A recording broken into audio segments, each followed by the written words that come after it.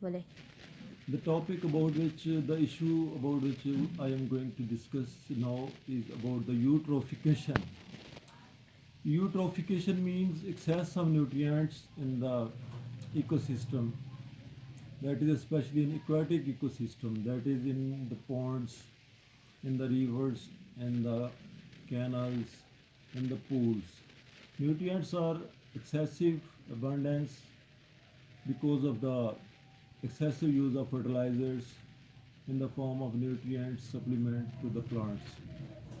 پودوں میں فرٹیلائزرز کا بہت زیادہ بیجا فصلوں میں استعمال، اس سے نیوٹرینٹس جو ہے وہ واٹر میں انڈر گراؤنڈ واٹر ٹیبل میں ایکسیس ہو جاتے ہیں، جس کی وجہ سے جو ہے وہ نیوٹرینٹس ایکسیس ہو جاتے ہیں پولز میں، پونڈز میں،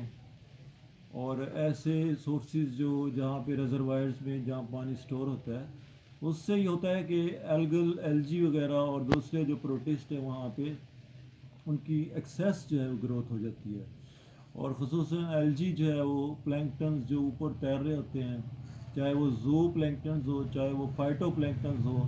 ان کا جو ہے وہ بھرمار ہو جاتی ہے، جس سے جو ہے وہ پانی میں الگل بلوم پیدا ہوتا ہے، یعنی بہت زیادہ بھرمار پیدا ہو جاتی ہے. پھر وہ جو ایلجی ہے وہ جب وہ ڈیڈ ہوتی ہے، جب وہ ڈائی کر جاتی ہے، تو پھر اس سے سمیل پیدا ہوتی ہے. اس کے علاوہ جو آکسیجن کی کمی ہو جاتی ہے، بیکاز وہاں ڈیکمپوزرز بیکٹیریا اور فنجائی ایکٹیو ہو جاتے ہیں ان کو ڈیکمپوز کرنے کے لیے. اس کے لیے جو ایکواٹک لائف ہے پھر اس کے لیے بہت پرابلمس پیدا ہوتے ہیں زندہ رہنے میں، جیسے فش ہوتی ہے، دوسرے جو انورٹیبریٹس ہیں، ورٹیبریٹس بھی جو ایکواٹک ہیں جو پونڈ سسٹم میں رہتے ہیں، جیسے فش ہو گئی، یا انورٹیبریٹس جیسے سٹار فش اور دوسرے جو بریٹل سٹار ہیں اور جو دوسری چیزیں ہیں، ان کے لیے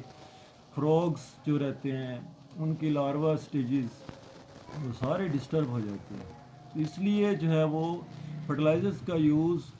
جو ہے وہ ایک لمٹ میں ہو، ود ریکمینڈیڈ ڈوزز ہوں، تاکہ جو ہے اس قسم کی یوٹروفیکیشن پرابلم جو ایکو سسٹم میں ڈسٹربنس کرتا ہے اور ایکسیس آف نیوٹرینٹس جو ہیں وہ ارریلیونٹ جگہوں پہ، ارریلیونٹ جو ہے وہ پونڈز میں جہاں پہ ان کا کوئی تعلق نہیں ہے، ماں سوائے پلانٹس کی اویلیبلٹی کے لیے، ماں سوائے پلانٹ روٹس کے لیے، اس کے علاوہ سب مس یوز ہوتا ہے. اس کا پھر نقصان یہ ہوتا ہے کہ جو ہے وہ ایکواٹک لائف جو ہے وہ اس سے کافی حد تک متاثر ہوتی ہے. اس لیے ہمیں فرٹیلائزرز یوز کرنے کے سے پہلے اپنی جو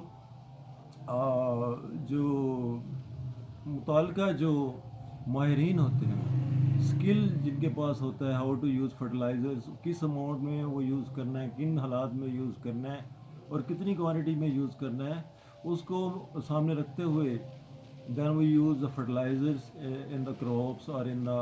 انڈر دا ٹریز. تو اس طرح ہم یوٹروفیکیشن سے آرام سے بچ سکتے ہیں. ہاں جی، بس کریں.